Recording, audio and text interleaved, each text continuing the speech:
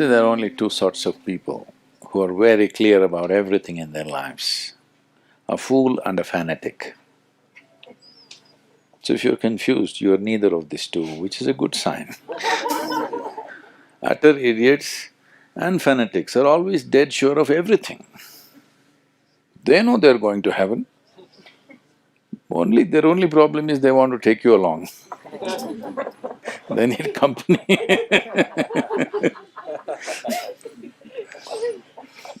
This is a thing going everywhere, particularly in the Western world, but it's very much come to urban India in a big way today. That is, you want to be decisive, this is it. See, I'm reconsidering my life all the time, whether I should continue as sadhguru or should I become a chef or should I just go back to motorcycling or should I do something else or should I play golf, should I do something or should I simply laze around, why not? I'm always considering, every day. And still I'm making a decision, it's better to do this. Yes, I'm not decided, I'm still considering. And that's why it's valuable. Not because I decided long time ago I have no choice, I keep on doing the same thing because I'm stuck in this. The nature of the mind is, it is intelligent and alive only if every moment it's looking.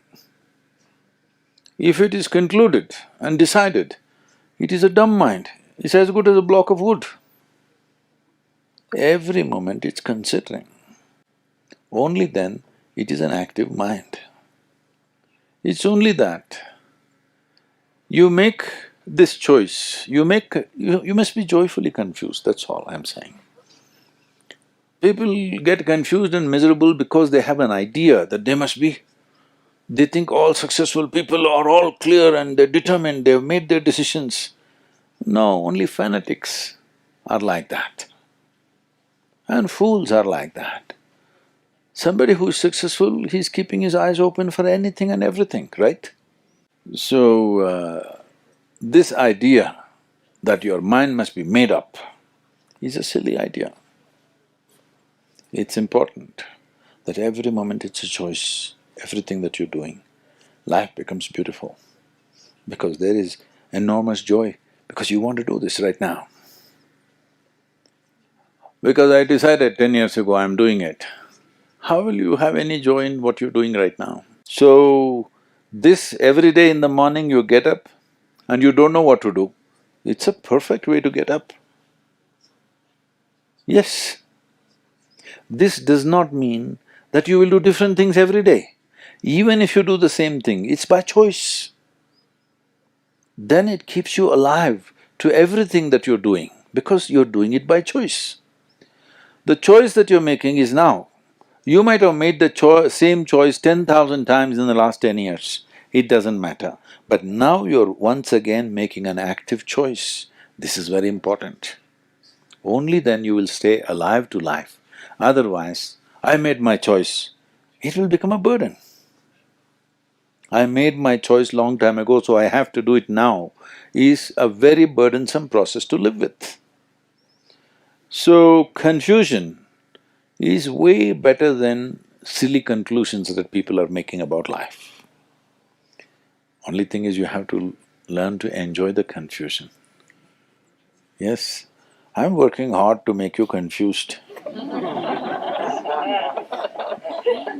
Yes, because all kinds of idiotic conclusions about life, all kinds of stupid conclusions. See, for a long time people had this conclusion that they will go to heaven, all right? I'm just taking one troublesome thing right now because with Afghanistan as a situation, it's troubling everybody in the world. Heaven-bound people, what they do on this planet is, because they're going to heaven, what is on this planet is not of value. Anyway, they're going to heaven.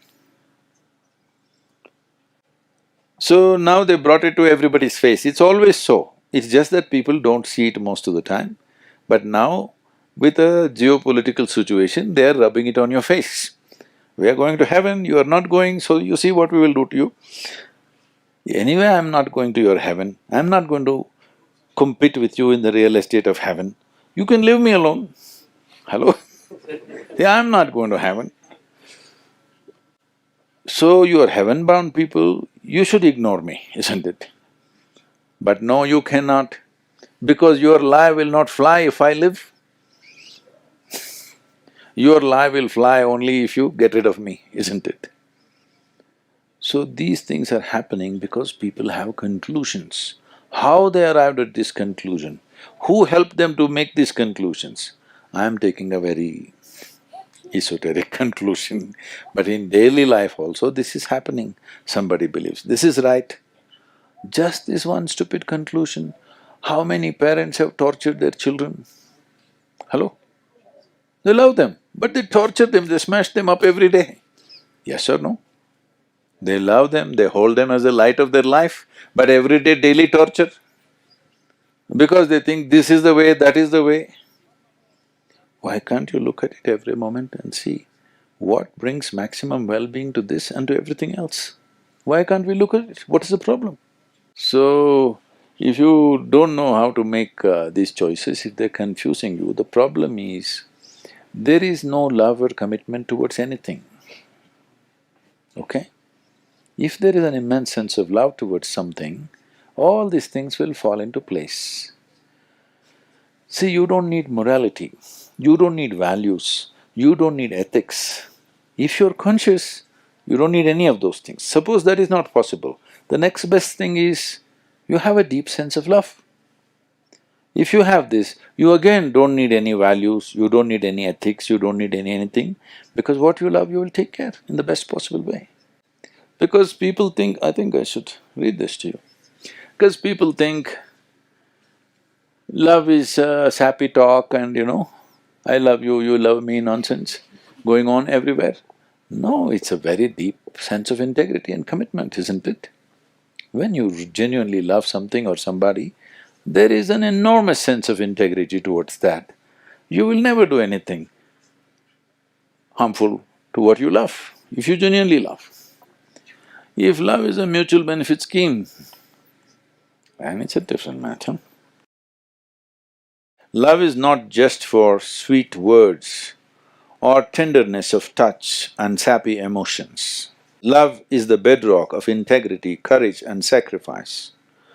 Who else but those whose hearts are soaked in love has held others' well-being above their own? Who have stood up against threats and dangers but for those invested in love? Who but the lovers have been the most willing to sacrifice all that matters and themselves at the altar of love? Love, the tenderest and the most resilient of all human traits. You need to build something. If you don't have anything, then this mind's possibility of considering and reconsidering everything every moment becomes a painful process. Otherwise, this becomes a fantastic process. You have to become either conscious or at least loving. Hello? Once you have this, then you will see this daily consideration will not be painful, it will be very joyful and wonderful.